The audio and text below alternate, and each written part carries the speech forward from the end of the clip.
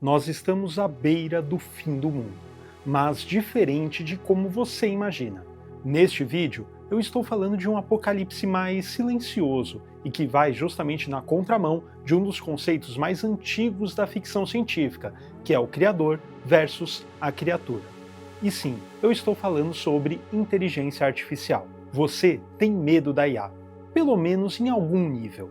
Seja pelo risco de perder seu emprego para uma IA, seja pelo receio de não conseguir mais discernir se algo é real ou não, ou seja por algo ainda mais profundo, o receio de ser superado, inclusive nos aspectos que nos definem como humanos. Estamos sendo inundados por criações de IA e temos até pessoas se tratando por IA e se relacionando amorosamente com IA. Estamos nos tornando totalmente dependentes de uma análise estatística e genérica. Mas não é só a mediocrização da sociedade que está em jogo aqui.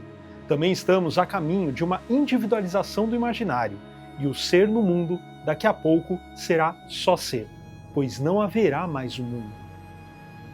Agora, quando a criatura controla o criador, ou pior ainda, o que acontece quando a criatura supera seu criador naquilo que o criador acreditava ser o seu grande trunfo. É claro que uma máquina vai superar o ser humano em cálculos e vários outros processos.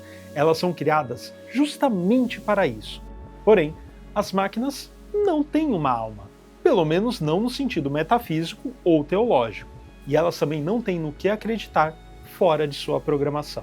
Por isso, é seguro afirmar que quando pensamos por uma perspectiva mais espiritual, podemos até nos aliviar um pouquinho, achando que isso é algo que a IA nunca vai alcançar. Porém, se pensarmos um pouquinho mais, até isso pode acontecer. E é exatamente o que ocorre em um filme sul-coreano de 2012, em que um robô atinge o nirvana budista. Eu falarei mais sobre esse filme e esses conceitos logo depois da vinheta.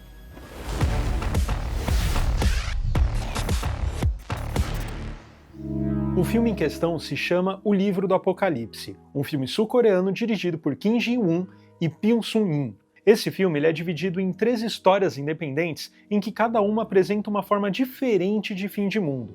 Mas esses apocalipses eles não vêm do espaço, meteoro ou de deuses furiosos. Eles nascem sempre da mesma fonte, as consequências inesperadas das nossas próprias criações.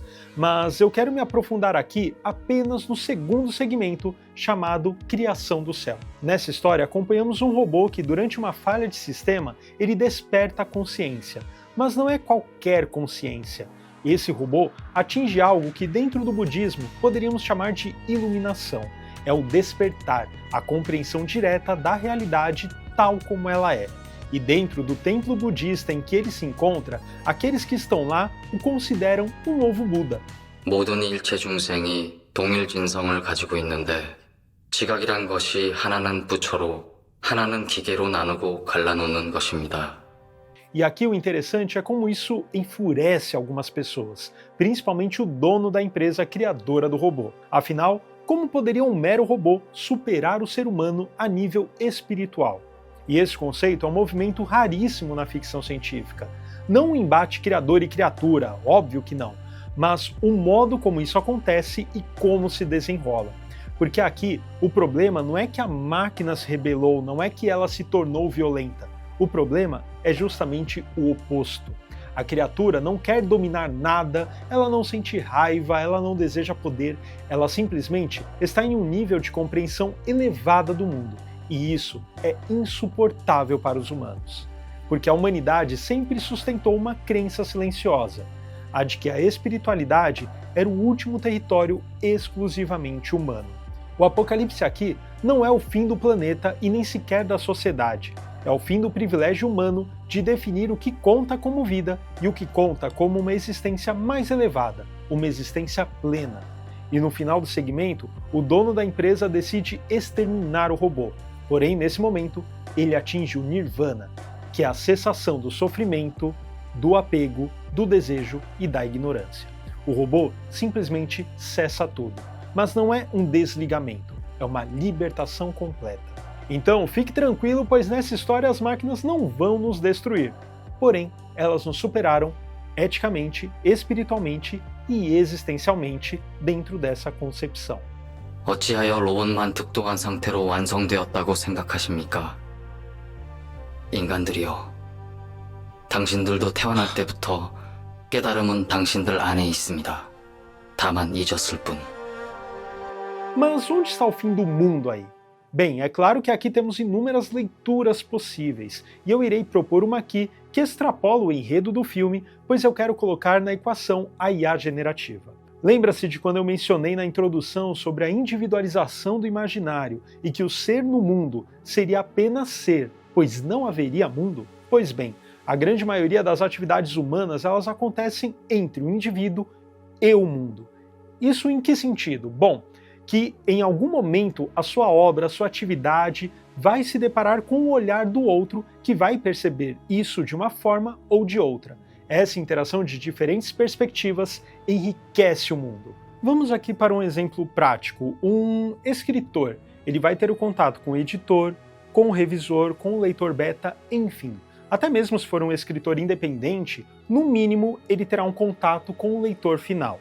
E é justamente nesse encontro que temos um enriquecimento de perspectiva, pois temos o contato com o diferente. E por diferente aqui, não significa que seja exclusivamente algo de pensamento contrário, mas ligeiramente diferente, pois estamos falando de um outro indivíduo. E aqui o mundo cresce, o mundo fica maior, pois você, como indivíduo, teve contato com algo que está fora de você. Agora, a partir do momento em que nossas interações com o mundo vão sendo cada vez mais e mais substituídas pela interação com a IA generativa, esse mundo vai se tornando cada vez menor. Afinal, se eu quiser fazer um livro, eu posso deixar de falar com o revisor, pois a IA vai revisar para mim. Eu não preciso de um leitor beta, pois a IA faz isso para mim também. Eu não preciso sequer de um artista para fazer a capa, pois a IA também pode fazer isso. E claro, em situações mais extremas, mas nem tanto incomuns, a própria IA pode fazer, inclusive, o conteúdo do livro integralmente. Então, aqui o ser não encontra o mundo, e a IA não é o mundo. A IA é uma ferramenta estatística e do jeito que ela é programada até o momento, nunca vai abalar a sua visão de mundo. Você pode até xingar a IA, que ela vai se desculpar, fazer um elogio e também te dar dicas de como se acalmar. Aí você me diz, mas nesse exemplo ainda tem um contato com o mundo pelo leitor. Tudo bem, é um bom argumento, mas o número de leitores está diminuindo e o consumo de resumo, muitos deles, inclusive feitos por IA, está aumentando. Então toda essa relação do ser com o mundo passa a ser uma relação do ser com o nada. E num mundo controlado por algoritmos em que o capitalismo impera soberano e onde cada um vive em sua própria bolha, o mundo, e aqui o mundo, claro, entre aspas, com o qual interagimos, será restrito a uma análise estatística que corrobora nossas visões. Receberemos e seremos impactados unicamente por aquilo que faz parte da nossa bolha, e esta, por sua vez, fica cada vez menor.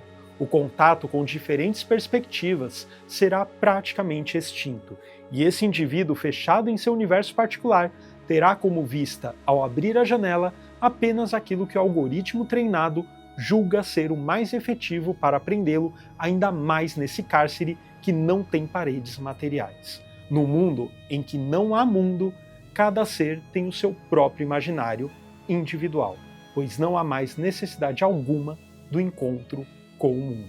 E claro, eu usei o exemplo de um escritor, mas podemos colocar qualquer coisa aqui, inclusive relações interpessoais, amizades e até relacionamentos amorosos por IA estão tomando o lugar do real.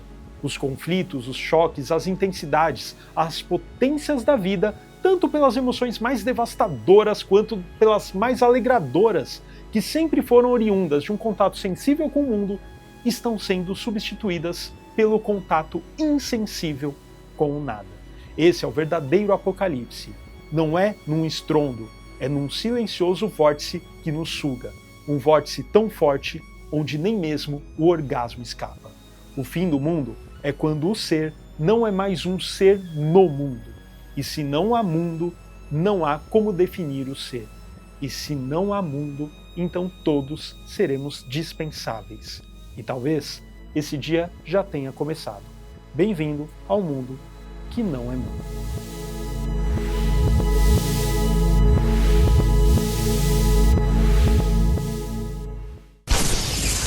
Bom, e como nós aqui também acabamos sendo reféns aí do algoritmo, eu vou pedir para você dar aquele like se gostou desse conteúdo e também se inscrever no canal para que a IA saiba que nosso conteúdo é relevante para você. E se tiver a fim de se chocar com o mundo do Formiga Elétrica de forma mais intensa, pense em se tornar um apoiador ou apoiadora do nosso projeto. Para isso, basta entrar em apoia.se/Formiga Elétrica e contribuir com quanto quiser e puder. Fazendo isso, você participa de sorteios exclusivos, lives exclusivas e também entra num grupo fechado no WhatsApp com todos da equipe do Formiga Elétrica e os outros apoiadores. Obrigado por terem assistido esse vídeo até aqui, espero que isso tenha enriquecido o mundo de vocês, e se você quiser enriquecer o nosso mundo aqui do Formiga Elétrica, também coloque aí nos comentários as suas perspectivas sobre obras cinematográficas, literárias e de quadrinhos também que falam sobre esses aspectos, que vai ser muito legal e quem sabe a gente faz um vídeo no futuro sobre elas também. Obrigado e até a próxima!